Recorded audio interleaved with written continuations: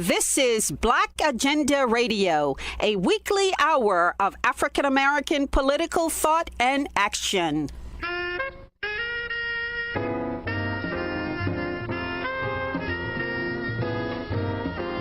Welcome to the radio magazine that brings you news, commentary, and analysis from a Black left perspective. I'm Glen Ford, along with my co-host Nellie Bailey. Coming up, Congresswoman Ilhan Omar has gone heads up with the Israel lobby. But what kind of dirty tricks do supporters of the apartheid state have in store for her? We'll tell the story of the rise and demise of a reform school for Black girls in the Jim Crow-era South.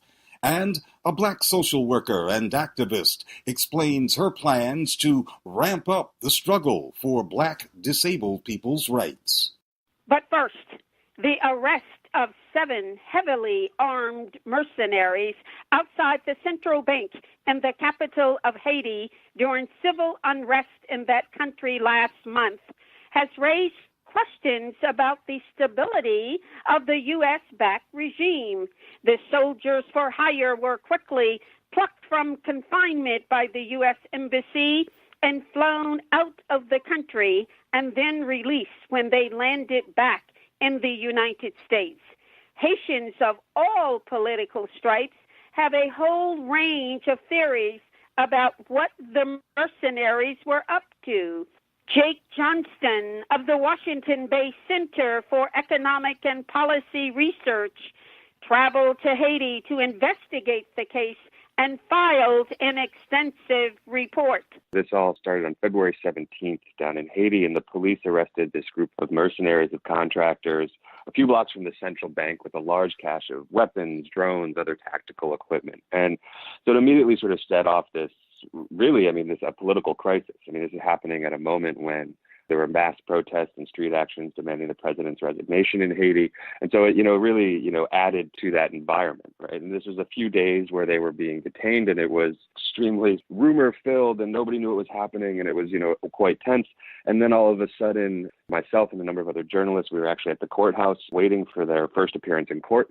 And all of a sudden, we hear that they're actually quietly being moved to the airport, and then later realized that they were led by American embassy personnel through security and onto a commercial flight to Miami, where they were let go free of charges. And so I think, just to sort of give the timeline there. And I had showed up right after, and I was really there looking more at the political situation and what was going on with these protests. But of course, everything was colored by this event down there. Yes, the big mystery is, what were they doing at the central bank? We have opposition leaders saying that they were trying to destroy records at the bank related to corruption in government involving the Petro-Caribe deal, which is at the center of that civic unrest that you were referring to. But you also have the prime minister, who seems to have hinted that the mercenaries might have been there to kill him. Yeah, exactly. And I think one of the things that I came across and was able to sort of report out here in this investigation was a few things. And one, right, we don't know who actually brought them into the country, but we do know who they were working with once they were in the country. And that is 2 businessmen very close to the ruling party, and specifically former President Michel Martelly, including Jesner Champagne, who's been a close personal friend of Martelly for many, many years. In fact, Jesner Champagne was arrested on arms trafficking charges in 1996 in the U.S. It was Martelly who paid his bail, right? So just to see the sort of connections there. And then, the other thing that really became clear, right? We knew they were arrested near the central bank, but it was unclear what exactly, role the bank had played in this. And one thing that has become clear is that the central bank governor had been in touch with these businessmen in the weeks leading up to the events on February 17th, the detention of these contractors. And that during the day on the 17th, the group of contractors actually tried to enter the bank and set off a sort of internal issue at the bank that involved high-level officials in the technology department. We don't know exactly what was going on, but that certainly raises significant questions around specifically those allegations around if they was destroying or altering records or moving funds or something of that nature. What we do know is that the United States took extraordinary actions to rescue them. Rescue is the word used by one of the mercenaries. Yeah, that's right. And I think for us in the U.S., I mean, that remains one of the biggest questions is what role is our government playing in Haitian affairs, and what specifically caused the U.S. government to intervene in this case here, right? I mean, this was a group of American citizens arrested for violating local crimes. It would certainly be standard procedure for that process to play out. We haven't really gotten any explanation from the U.S. to this. I think what's important sort of context, again, to understand U.S. motivations in this all is that, again, looking back at this period of time where the government of Haiti has really been under siege from street actions, from protests, from opposition leaders, et cetera. And there was a real switch in U.S.-Haiti relations in the last few months. And this relates to another topic of Venezuela and the U.S. sort of real priority in the hemisphere at the moment, overthrowing the Maduro government. Now, in January, Haiti broke with years of precedence and voted with the U.S. as opposed to with Venezuela, and voted not to recognize the legitimacy of the Maduro government in Venezuela. And since then, since that vote in early January, the Haitian government has clearly tried to sort of curry favor with U.S. administration officials, and then sort of shadow Secretary of State Marco Rubio, John Bolton, and these guys who've been really leading Venezuela policy. And it's clear that Haiti has really tried to use that vote in the OAS to their advantage in their own political crisis. And I think, that's really important to sort of understand where the different motivations and interests lie in terms of the U.S. response here. Yes, if Haiti is going to default on its huge debt to Venezuela because of the oil transfers at low prices, they may see it in their interest to recognize the Guaido regime, the U.S.-backed puppet, so as to avoid default. Yeah, exactly. And I think, one thing that's come out is that there are negotiations happening right now between the U.S., Haiti, and Qatar to do a debt buyback of that Petrocaribe debt. And, I think that happening and those conversations happening in Washington the week before all of this happening certainly just raises additional questions. I mean, there's no evidence yet that there was anything planned in Washington or that there was any advanced knowledge, of any U.S. government officials. And yet the sort of broad circumstances here, the broader context of what was happening certainly raised significant questions about who knew what and when they knew it. And this mercenary situation seems to have highlighted splits or tensions between the government and the armed forces and police who aren't happy about what happened.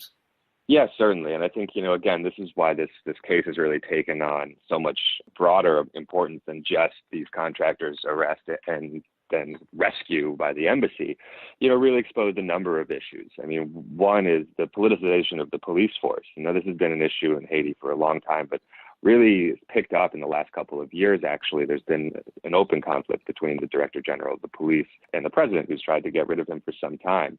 And so I think clearly this sort of exposed some fault lines there in terms of the police seeing, if the government's bringing in heavily armed foreigners and paying them, why aren't we getting paid on time? Why are we being asked to do this? And certainly feeding into some resentment there. And then beyond that, too, you have the U.S. intervening instead of letting the Haitian justice system fulfill its role. Now, again, both with the police and the justice system, these are institutions that the international community has put hundreds and hundreds of millions, if not more, into in the last decade plus, right? And so to then say, oh, your hard work, your efforts is not good enough, we're going to pull these guys out, they need to go back to the U.S. I mean, it's really a slap in the face, not just to the police force and the justice system, but also to their own efforts, the international community's own efforts over the last 10 plus years to build up those very institutions. And how are the Haitian masses? How are they reacting to this mercenary escapade? Yeah, so certainly there was a lot of anger and fear, right? I mean, there have been protests for many months now, growing 6 months, and there have been dozens of people killed alongside those protests, an increasingly worrying, right, situation. There have been pictures of, alleged foreigners embedded within the palace guard back during protests in November. And so when these guys were arrested with this big cache of weapons, I mean, it certainly sent a sort of wave of fear throughout Port-au-Prince and throughout the surrounding areas. There have been rumors since of additional mercenaries in other parts of the country, much of which is unconfirmed at this point, but I think really speaks to this fear that this case has perpetuated amongst the population. And in terms of what that means for the ongoing protest movement, the result has been that things have actually quieted down some. I think part of that, too, gets to there was this big conflict between the president and prime minister. This is clearly part of this. Like you mentioned, the prime minister went on CNN and called these guys terrorists who were there to kill him. And that was seen very much as a direct shot to the president, right? Part of their own internal power struggles. And what's very strange is that quickly after that, Seyant has become very mute on this case at all. He hasn't been talking whatsoever. And it seems as though relations between him and the president have actually improved since then. And again, I think just raising questions, what exactly was the situation? I mean, what changed in terms of Seyant to go from these are assassins here to kill me to everything's good and lovey-dovey between me and the president and we're moving on? Again, serious questions remain about what really happened here. Well, one could not have destabilized Haiti more effectively if one tried. Yeah, I think that's exactly right. I mean, it's sort of both destabilized and also sort of in the short term actually provided maybe some stability as people who had been fighting their own fights realized that they had to sort of join together to protect themselves from the fallout of this case as well, right? So it goes both ways. That was Jake Johnston of the Center for Economic and Policy Research, speaking from Washington. A recent congressional resolution aimed at freshman Representative Ilhan Omar, one of only 2 Muslims in the U.S. House, has focused national attention on Israel's unrivaled influence on American government policies.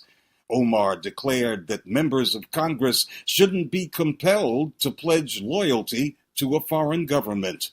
She had earlier said that the Israel lobby's power was all about the Benjamins, meaning the vast amounts of money at its disposal. We spoke with Chris Hedges, the political analyst and former New York Times foreign correspondent. I think Representative Omar illustrates a kind of seismic change, especially among a younger generation, which is not beholden, especially I'm speaking of American Jews, to Israel. I speak at college campuses all over the country. I often have contact with Students for Justice in Palestine because I'm also outspoken about Palestinian human rights, and invariably half of those students are Jewish. So we're seeing a crumbling of Israel's ability to defend and promote the apartheid state. And so what Israel is doing is, because it does have such control of the American political process, it's bought off through campaign donations every senior politician in the United States from each party, is that it is attempting to discredit its critics in very nefarious ways. And this is, of course, what it did by going after Representative Omar. And they accuse them of being anti-Semitic. It's very vicious forms of character assassination, smearing, blacklisting. I've been a victim of all of this against anyone who defends Palestinian rights, including the Jewish historian Norman Finkelstein, including university students, many of whom are Jewish, who support groups like Students for Justice in Palestine. And the fact that they are attacking these figures as anti-Semitic is tautology, but it doesn't matter. We also have seen the attempt, this quite successful attempt on the part of the Israel lobby to criminalize any support of the boycott, divestment, and sanctions movement by attacking it again as anti-Semitic. So you have 24 states passing Israel lobby-backed legislation that require workers and contractors under threat of dismissal not to support BDS. I mean, in essence, it's a kind of Israeli loyalty oath. I mean, you can see the power of the lobby in all sorts of pieces of legislation, including the resolution passed in 2014 by every single senator, 100 senators, including Bernie Sanders. And this was while Israel was bombing and shelling schools and water treatment plants and hospitals and power stations for 51 days in 2014, which left 2,251 Palestinians dead, including 551 children. They passed a resolution saying that Israel has a right to defend itself. So Israel has quite effectively held the U.S. hostage. It was Israel that pushed, in large measure, the Israel lobby that pushed us into the wars in Iraq and Afghanistan, in particular in Iraq.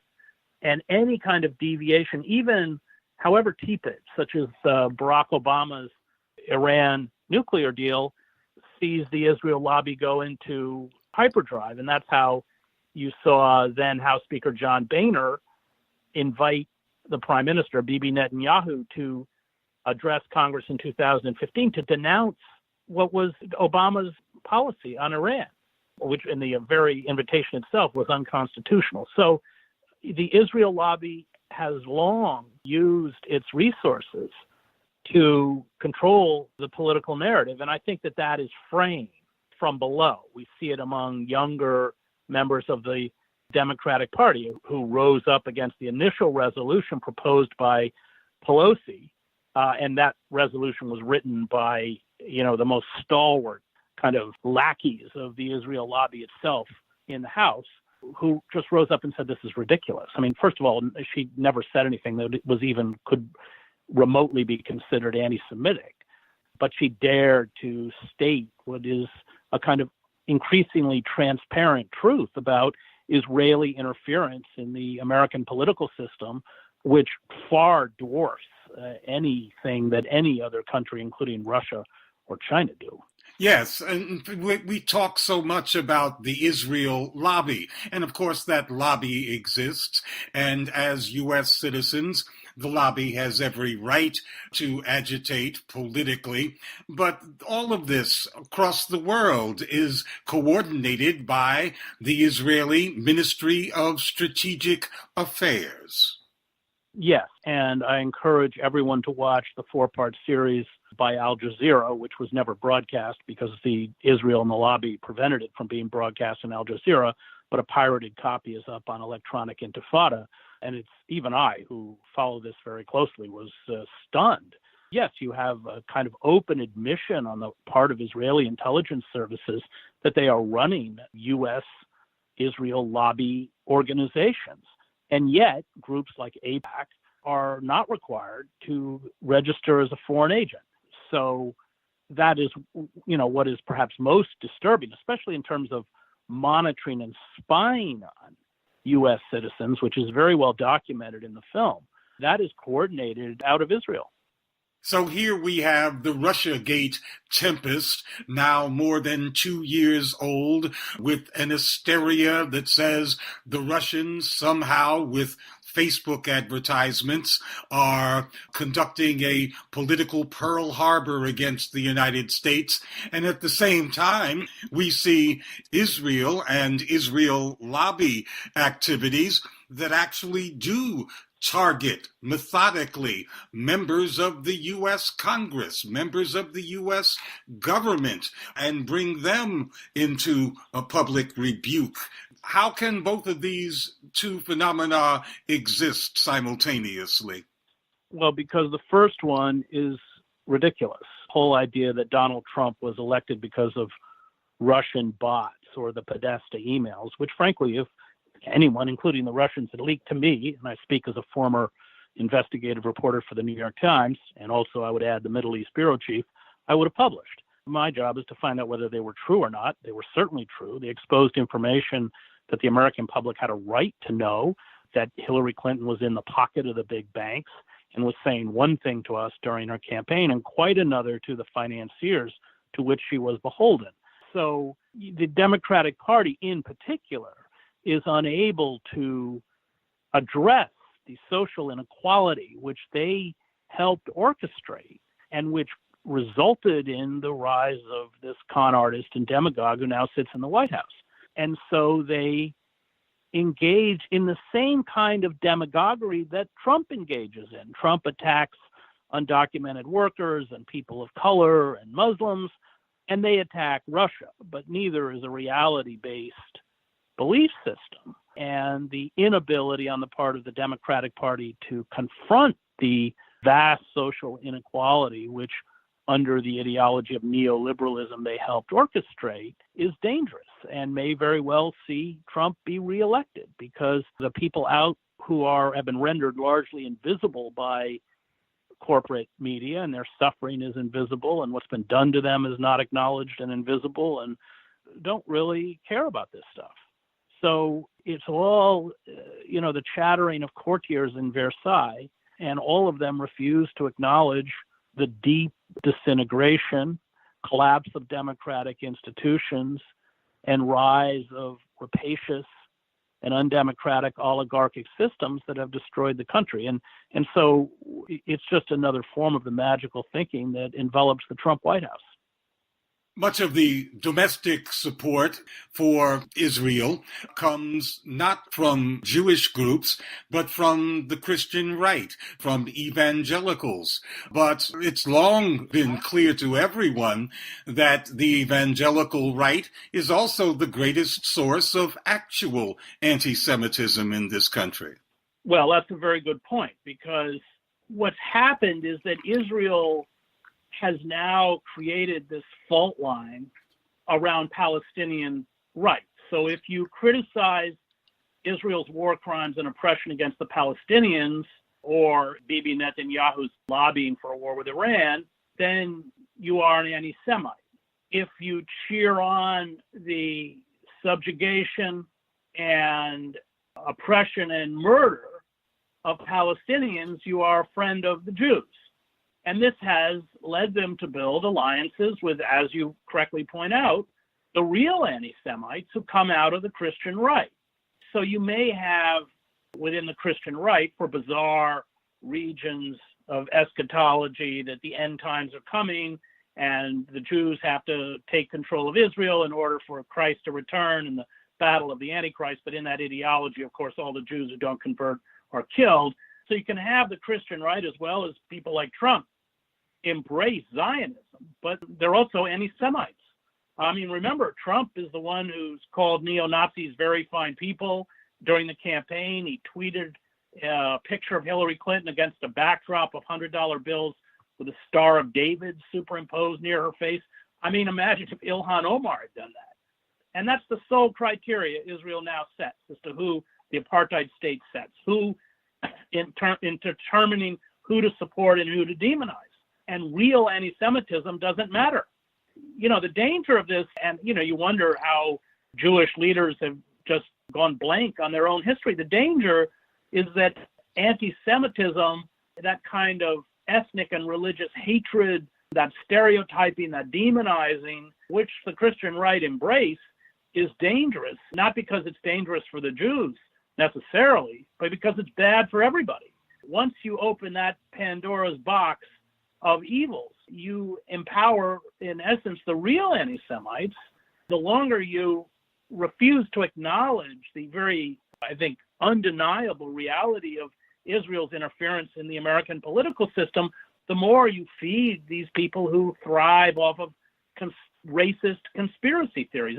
It's ultimately deeply counterproductive, certainly to the Jews in the United States, and I think you could argue to Israel itself. Yes, we saw the international meeting in Poland organized by the Trump government, in which Netanyahu was hobnobbing with all kinds of right-wing figures who have historically been linked to anti-Semitism, including the Polish ruling party. And Israel is now cozied up with Saudi Arabia, the home of Wahhabism, which is as anti-Semitic and even anti-different kinds of Muslims as one can imagine.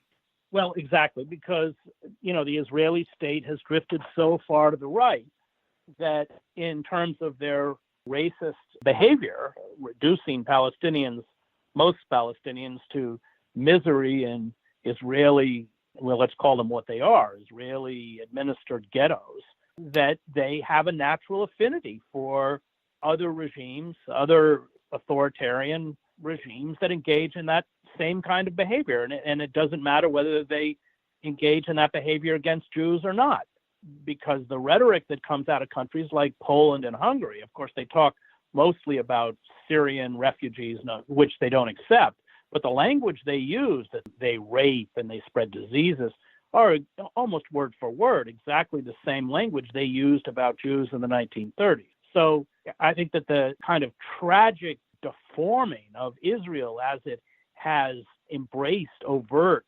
racism, and, you know, let's be clear, ethnic cleansing and racism was always part of the Israeli government since its founding in 1948, but never so nakedly acknowledged as it has in this government under Netanyahu, who is of course, running for re-election and has made an alliance with a very small, but virtually the Kahana wing, which was the Kahana and this radical right-wing Jewish group was defined as a terrorist group by the United States State Department. And that is the kind of irony. But of course, the DNA at this point of Israel and the DNA of a country like Hungary or Poland or Saudi Arabia is very similar.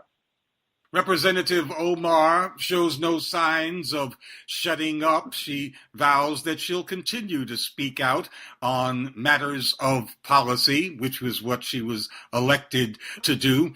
Do you think that the Israel lobby will once again try to get a resolution against her, or will they see that as a bridge too far? Well, I think what they probably already are doing is building a war chest and creating connections so that the next time she runs for office, she meets very stiff opposition. The Israel lobby has a very long history of destroying elected officials in the House and the Congress who in any way challenge them.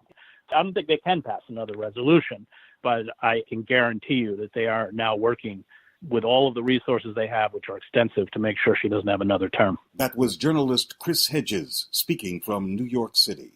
There was a time not so long ago when young black girls down south were locked away if they didn't conform to white people's wishes or the codes of behavior favored by upper-class blacks.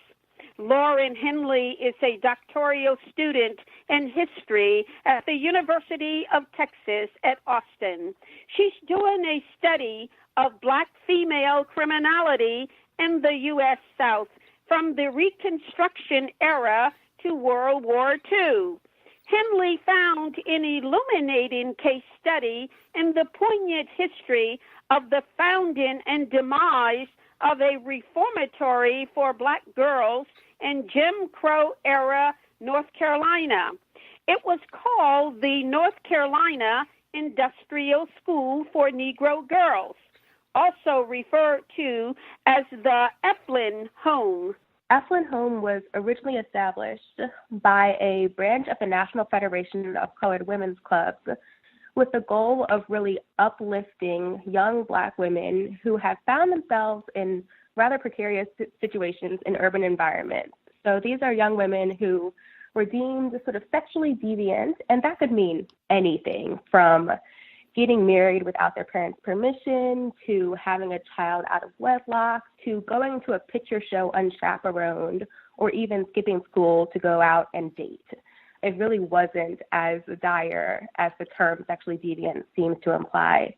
And the club women thought that by establishing a home for these wayward youth, that they could help redeem them and make them viable members of society. And of course, in Jim Crow, North Carolina, young black girls couldn't go to the reformatory for young white girls.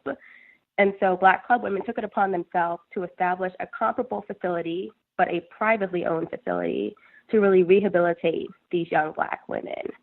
It obviously didn't turn out that way, but in theory, the goal was to instill Christianly goodwill, to make these young women find themselves in a religiously righteous space where they would learn vocational skills, they would receive an education, and they would go on to serve as potentially like domestic servants or farm workers or some other sort of working class job within North Carolina's, local environment. So this was a moral and vocational uplift project for the race in the context of Jim Crow. But it didn't ultimately turn out that way.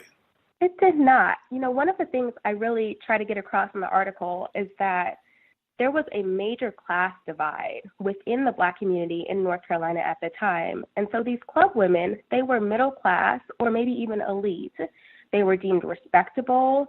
They were deemed upstanding members of society, and the young women they were trying to save simply weren't. These were generally working class or lower class black girls. Many of them were forced to take jobs because their families were too poor to sort of make ends meet with just the parents working.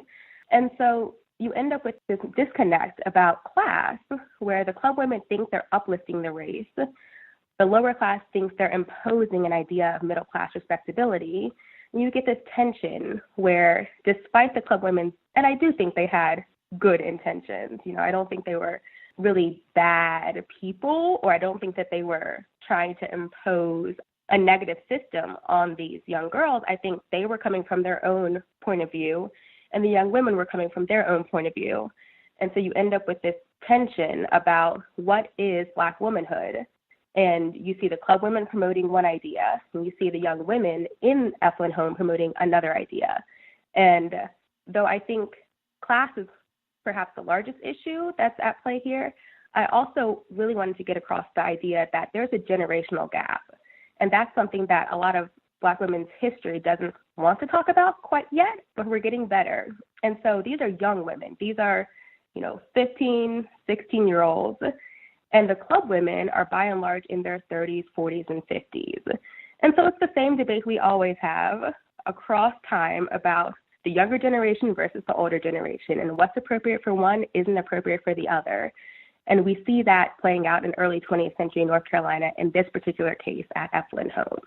So we see these intra-Black class and other contradictions playing out in the institution, and it's all against the backdrop of a hostile white supremacist state. How does it play out? Well, it's interesting in that when the North Carolina Federation of Colored Women's Clubs first comes up with the idea to establish a reformatory for wayward Black girls, and this starts in about 1919, they actually approached the Commissioner for Public Welfare in North Carolina, who happens to be the first female Commissioner of Public Welfare in the country. And Commissioner Boss actually seems agreeable to the idea that Black female juvenile delinquency is a problem in North Carolina and deserves some sort of state intervention. What's interesting about that is that there seems to be both an intraracial and an interracial appeal to curbing Black female juvenile delinquency. Then, of course, the state never actually puts the funds behind establishing an institution like Efflin Home. So I think part of that is, although the commissioner seems, agreeable to the idea, she is not the only one in the state apparatus to deal with funding issues. And I think as much as she talks a good game, the reality is that there is already an institution in North Carolina for young white girls. It's known as San Marcan Manor, and it's embroiled in its own sort of issues and scandals during the early 20th century.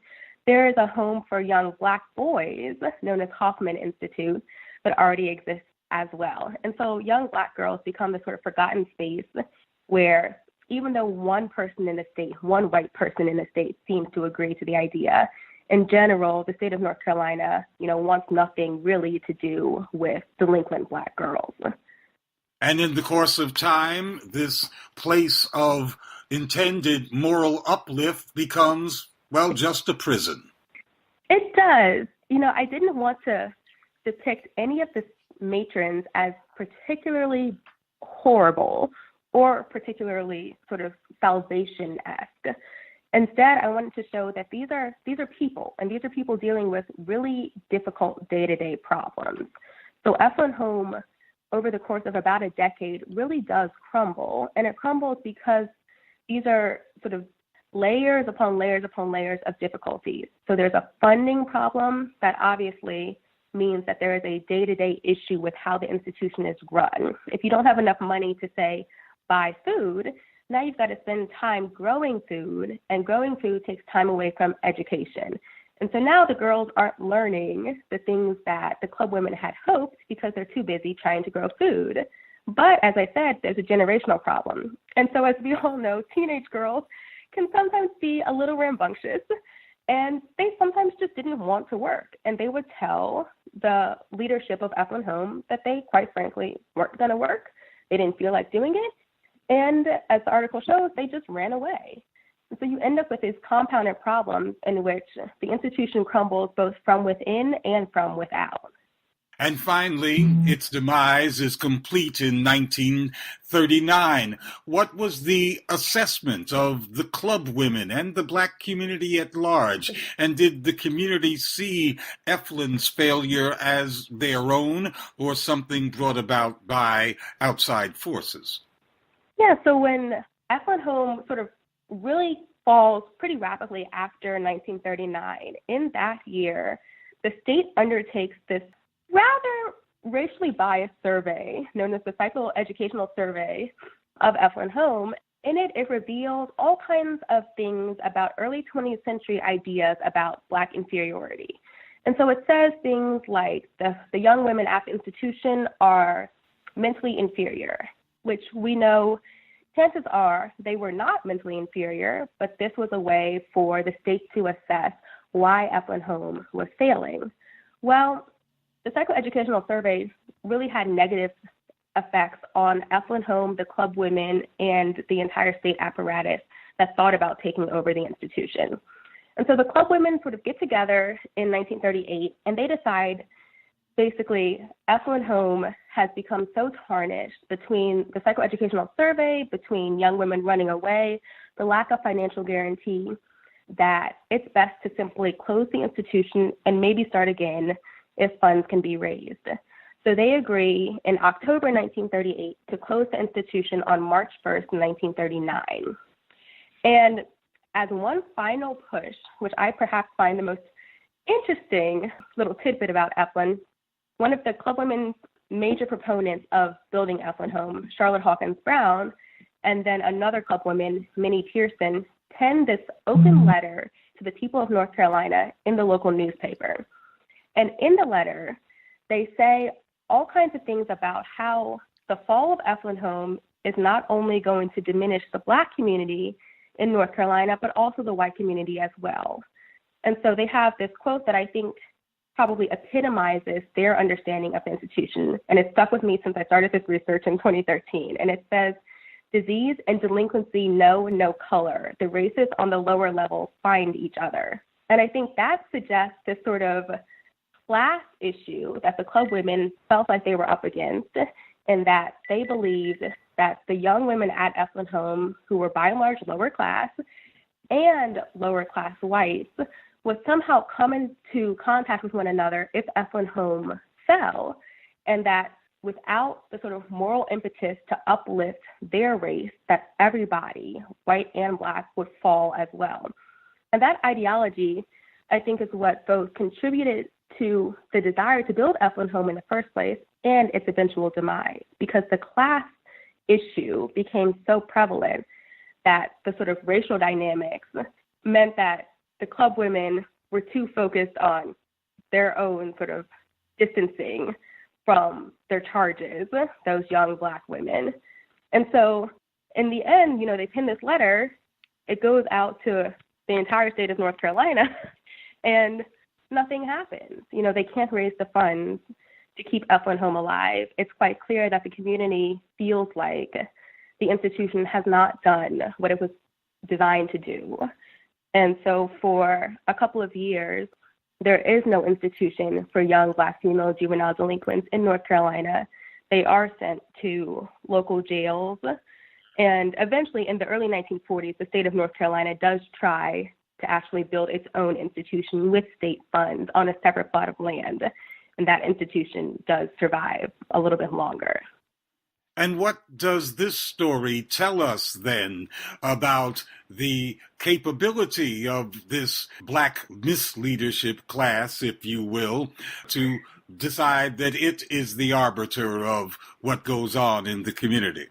Yeah, I think in some ways it's a telling lesson about sort of the elite class or the middle class versus the lower class, and really says something about the inherent tensions of class dynamics within the Jim Crow South. I think we often will talk about a sort of class tension within the Black community, but then somehow when we talk about, say, Black women's history as a sort of subcategory of history, we lose that class analysis.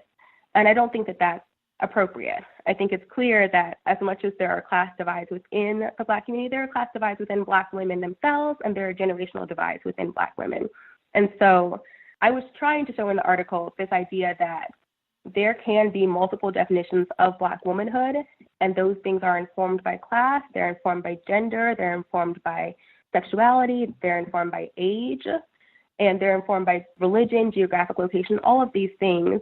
And neither version or any version of Black womanhood is any better than the other. They're just all different.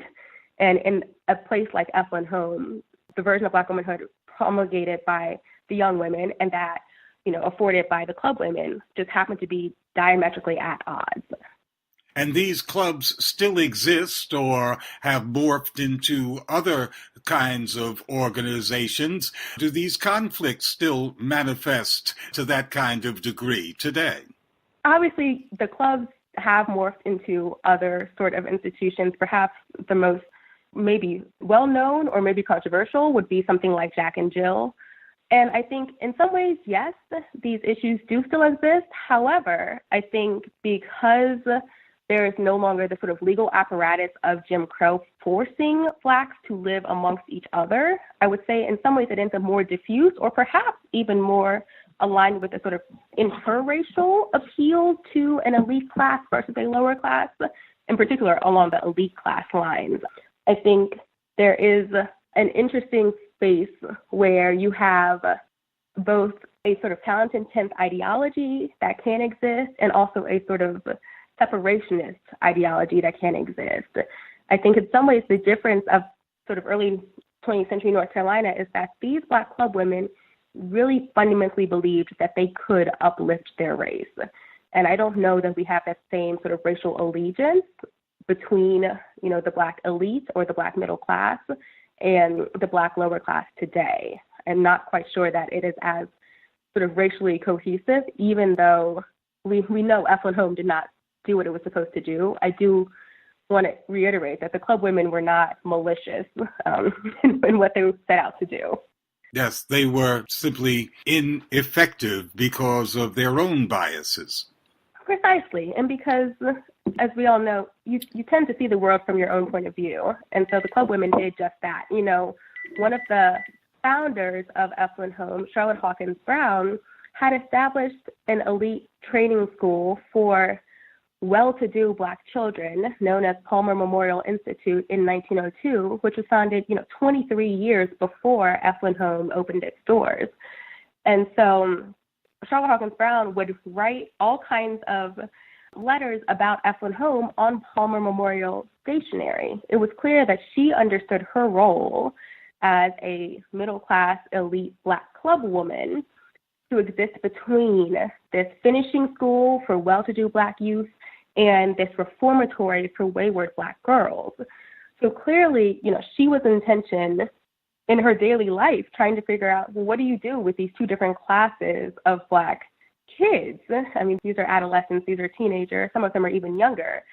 And she made it abundantly clear that a young woman who went to Palmer would never fall to become a young woman who goes to Eflin. And likewise, a young woman who went to Eflin could never graduate from Palmer. And that level of class divide that she embodied, I think, can still be seen in Black America today. Among the top contemporary demands is community control of Black community institutions. Back in the Jim Crow era, Black folks did in fact control lots of institutions within the confines of white supremacy. But what can we learn in terms of our demands for community control today from lessons such as Eflin? Sure. I think perhaps the largest thing we can learn, and perhaps the most difficult, is to simply ask, well, what's the community? Who is that community that we're interested in really controlling? And are the people within that community the ones who are doing the controlling? I think Eflin shows that just because people are of the same race does not mean that they are of the same community. And I think that is a sort of fine line to toy to ask. We don't want to get so narrow-minded that there is only one tiny group of people who get to be defined as a community. But we really have to ask, is this for the good of that community, or is this for the good of our sort of own self-interest? And if those things don't align, as they didn't with Eflin Home, then what are some other ways we can really address the situation? When some of the young women at Eflin would say that they ran away because the matron was physically abusive towards them, then we have to go, okay, so why does physical abuse and Christianly correction fit into the same space, even though they were never intended to be in the same space? Who let that continue? and why did it continue? And the young woman would say that they weren't going to labor. Well, if they're not going to work, then what kinds of things could they do to be more productive in a space like Eplin Home? And I'm not sure, based on the records that I've seen, that anyone ever really consulted the young women about what would be ways that they could contribute to the success of Eplin Home. They're always talked about in a really negative way.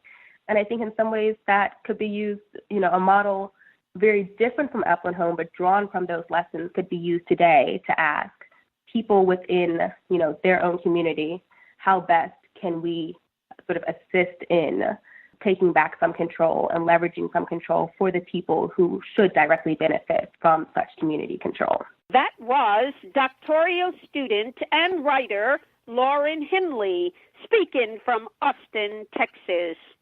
When folks say Black Lives Matter, Valissa Thompson wants to make sure they mean Black disabled people's lives matter too. Thompson is an activist social worker and writer, and a recognized leader in the struggle for the rights of Black disabled folks. She's the creator of Ramp Your Voice and the hashtag #DisabilityTooWhite. We asked Thompson how her politics impacts her profession. Basically, social work has, in a way, 3 tiers. There's micro, meso, and macro. Micro is what we're mostly known for as social workers. What comes to mind as a social worker, we think of clients, CPS, DSS work, group therapy, so on and so forth. Micro is that engagement with clients, families, and groups. Meso is how we engage with institutions like schools, anything else that we're kind of in the institutionalized setting. And macro is what I focus on, is the big systems. Community work, politics can be higher ed, those who teach in higher ed, or do work within that sphere, do advocacy like myself. Those are the big system type of work when it comes to social work. When I was a grad student, I did a lot of micro work. I interned at a HIV/AIDS agency and a dialysis center. So that experience on the micro level helped me to make connections of what's going on the macro level, learning about how corporations, particularly whether it's for-profit or nonprofit, engage with clients, the decisions that they make, and how that has a trickle-down effect on the type of support and services social workers are able to give, and how those supports and services, particularly if they're dwindled, impact the client, family, group relationships. And you have a special emphasis on how these big systems impact disabled people. You yourself are in a wheelchair. You've got a disease called osteogenesis imperfecta. And Yes. Your focus has been on Black disabled people and how the big systems don't deal adequately with them. Yes. When I started, professionally, I started off talking to social workers about disability-related issues because I knew from that particular sphere how outdated social work is when it comes to understanding disability on any level, when it comes to our language, the culture, how to properly engage with clients without doing harm. And that has allowed me to transition to be really more centered when it comes to race, disability, and gender, particularly focusing on the experiences of Black disabled women and families. So yes, that's basically been my focus since I've had Ramp Your Voice now for 6 years. That has really been my ability to go from a broad perspective and my teaching to a more narrow perspective to really center in on the Black disabled experience and the intersections and the obstacles and oppressions that Black disabled people endure.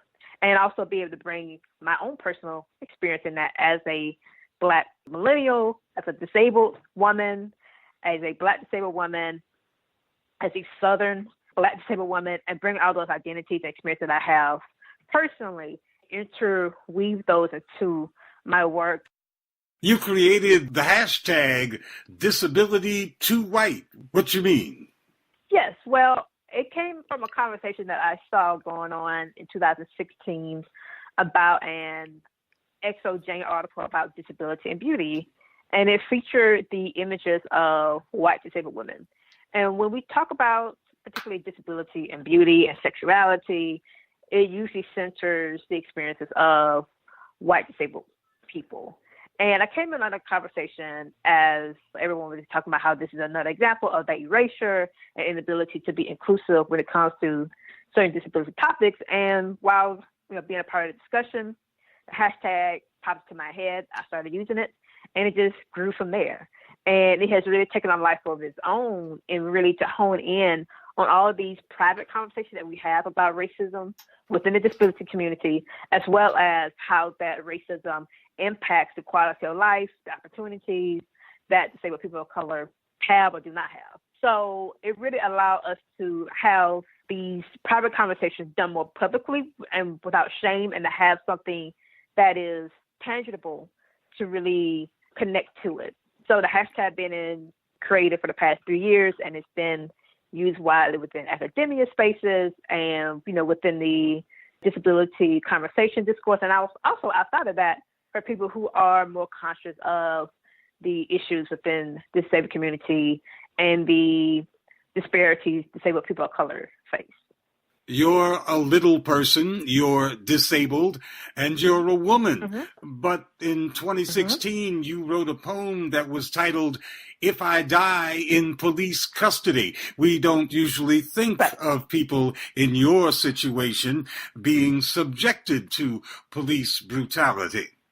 And that's very erroneous thinking, because when we look at the cases of police brutality, over 50% of them occur with disabled people. So disabled people are greatly impacted by police brutality. Some of the biggest names, particularly if we discussed the Black Lives Matter movement, were disabled, like Corrine Gaines, Sandra Bland. Those individuals were disabled themselves, and it's very disheartening to know how their disability has been erased from their own stories when we talk about them, and how it's been erased from the bigger narrative of the impact of police brutality, and not making the connection as to how disabled people of color especially are very vulnerable and are targeted within this area. People like me, being a woman in a wheelchair, a little person, we are more susceptible to being harmed by the police, and that's a reality that I live with and so many others like me do. And you point out that the Black community is proportionately more disabled, has more people suffering from disabilities than any other ethnic group. Yes, African American, also Native Americans, we have the highest rates of disability, and those two communities have the highest rates of police brutality. So I think that it's very important to pay attention to how the disability dynamic really impacts how we look at police brutality, and how police brutality, when it comes to Black disabled bodies, Native disabled bodies, are being greatly representative of those numbers. And what does that mean to members of the community who are seeing this epidemic occur, and members of their communities not really paying attention to that dynamic and doing more to raise that consciousness and to really allow disabled people of color in their spaces to be a bigger voice to this issue, so that we can do more and hold people accountable who are doing harm by us, and to acknowledge the disparities of Black disabled people and Native disabled people when it comes to this issue. And if we're going to talk about Black disabled people and the state, we've got to discuss conditions in prison. Yes. When it comes to disabled inmates, and particularly those who are of color, there's a greater chance of them to either have their current disability exacerbated, or for them to become disabled due to solitary confinement. So this is also an issue as to how the system is disabling people, who are in prison. And what do we do for those individuals if they're able to come out? What type of supports and services can we give them? What type of community can we give them when they've been subjected to such harsh realities, such brutal realities, and us in the community in many ways being ill prepared to give them the care and support that they deserve if they are able to regain their freedom? And us really understanding how, when we talk about, incarceration, that is a very big disability issue that many communities of color do not think about.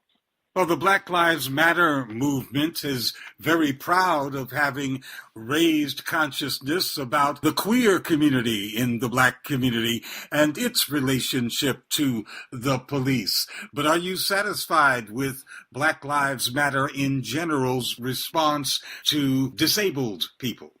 I think there is great room for growth when it comes to that. I know there are activists who have been a part of the Black Lives Matter chapters, particularly when that movement began, who discussed the ableism that they did endure. Ableism is the social prejudice of disabled people. And, it really made me aware of how our structures are ill-prepared to engage with disabled people, how our structures may either consciously or unconsciously be oppressive to disabled people when we are all seemingly fighting for all Black people. So I think there is great work to be done to ensure that Black Lives Matter and other anti-white supremacy, anti-Blackness, anti-racism movements really take a self-inventory to see, are they conscious of disability issues? Are they welcoming to disabled people who want to join their efforts? Are they tackling the ableism that may be either consciously or unconsciously existing? Are they giving disabled people a table of their own or inviting them to a table to discuss things? Are they allowing disabled people to be leaders in these movements? Those are all the things that I believe that, all of these movements, regardless of the Black Lives Matter or anything else, need to take into consideration to ensure that if they're going to say that all Black Lives Matter, that they really mean everyone and not just those who are able-bodied, neurotypical. We include all Black people especially, and really take into consideration the disparities that we do endure that is greatly influenced by our disability status and can be exacerbated by that status. So I think there's work that can be done, within these movements to really be more inclusive, opening, respectful, and knowledgeable and proactive about disability rights and disability justice within their framework. And that's it for this edition of Black Agenda Radio. Be sure to visit us at blackagendareport.com, where you will find a new and provocative issue each Wednesday. That's www.blackagendareport.com. It's the place for news, commentary, and analysis from the Black left. I'm Nellie Bailey, along with my co-host Glen Ford. Our thanks to the good people at the Progressive Radio Network.